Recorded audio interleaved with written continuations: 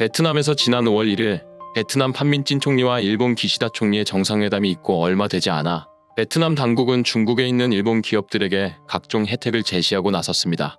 그들에게 만약 중국을 버리고 공장들을 베트남으로 이전할 시 여러 가지 정착 지원금과 세금 혜택을 마구 퍼부어 줄 계획을 발표한 것인데요. 일본 기업들에게 중국에서 베트남으로 이전을 장려하는 일종의 정책 공약을 제시한 것이었습니다. 그리고 베트남의 이러한 파격적인 정책들에 일본 기업들 역시 반기는 모양새였습니다. 지난 15일 일본 경제산업성의 보고서에 의하면 중국 내에 있던 일본 기업 약 500여 곳 중 베트남으로 이전하는 신청을 낸 기업이 약 400여 곳이었다고 합니다. 중국 내에 있던 일본 기업의 거의 대부분이 베트남으로 이전에 동의한 것인데요. 당연히 해당 소식에 베트남은 축제 분위기였습니다. 이제 대한민국보다 GDP 기준 경제 대국이라고 불리는 일본의 기업들이 중국을 떠나 베트남에 정착하기를 희망하고 있는 지금, 선진국이라고 불리는 일본의 기업들이 베트남에 몰려옴에 따라 앞으로 베트남의 경제가 더욱 발전할 수 있으며 베트남 경제에 만연한 대한민국에 대한 경제적 의존도 역시 대폭 감소될 것이라는 것입니다. 심지어 베트남이 일본에 제시한 혜택들만 살펴봐도 일본을 통해 우리나라를 견제하려는 속셈이 적나라하게 드러났는데요.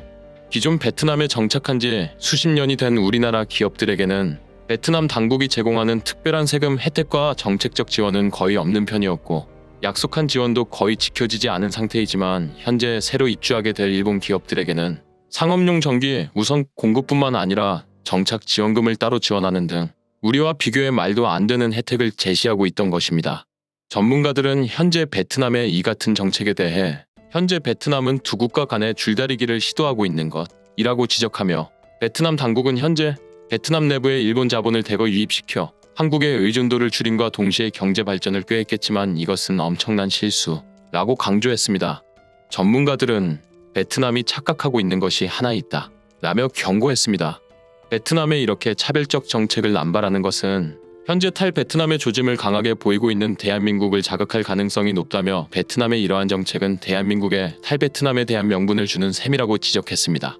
현재 베트남이 일본의 기업들을 유치하기 위해 차별적 정책을 남발하고 있는 지금 이것이 오히려 우리에게는 탈베트남의 새로운 명분으로 작용될 수 있으며 이 명분을 빌미로 탈베트남을 더욱 수월하게 이루어낼 수 있다는 전문가들의 분석이 나온 것입니다. 그런데 이러한 와중 최근 베트남 정부의 움직임이 갑자기 급변하기 시작했다고 합니다.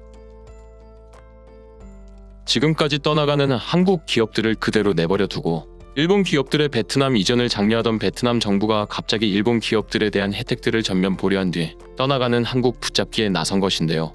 그 시작은 지난 25일 자신들의 2022년 상반기 경제 실적을 확인한 이후부터였습니다.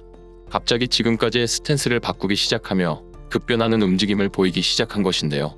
2022년 베트남의 상반기 경제 실적 중 대한민국 기업들의 실적이 자신들이 예상했던 것의 3배 이상으로 산출된 상태라고 합니다. 사실 코로나 사태 이후로부터 대한민국은 베트남에 대한 투자를 급격히 줄여나갔는데요.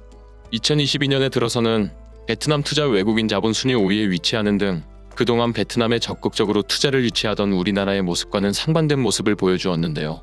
이렇게 베트남은 당연히 우리나라가 베트남에 끼치는 영향력 또한 작아졌을 것이라 추측했지만 최근 밝혀진 경제 실적에 따르면 오히려 영향력이 배 이상으로 커져버린 것입니다.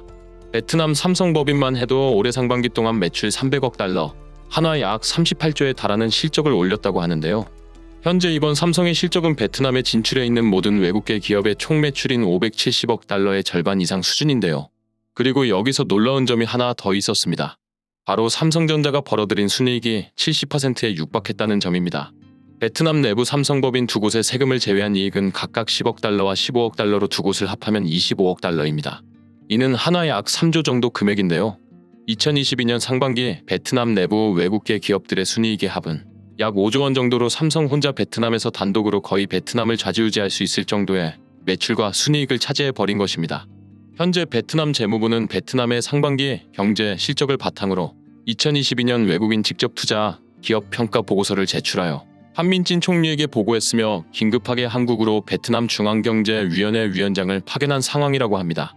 실제로 지난 24일 베트남의 중앙경제위원회 위원장인 응우엔 반비는 한국의 글로벌 포럼에 참석해 베트남과 한국에 대한 각종 미사여구 이야기를 쏟아내기도 했습니다.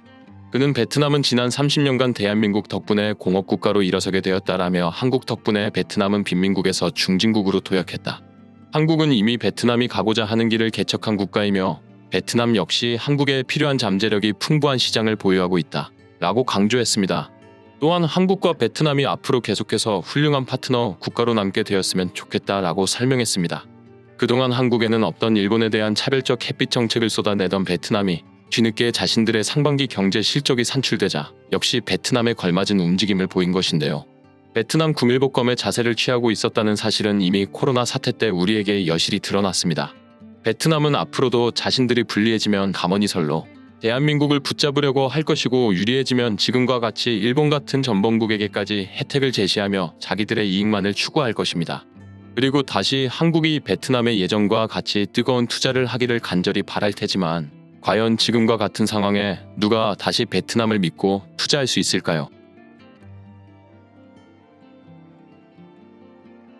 오늘 영상은 여기서 마치겠습니다. 여러분들의 구독과 좋아요는 저에게 매우 큰 힘이 됩니다. 더 좋은 영상으로 찾아뵙겠습니다. 감사합니다.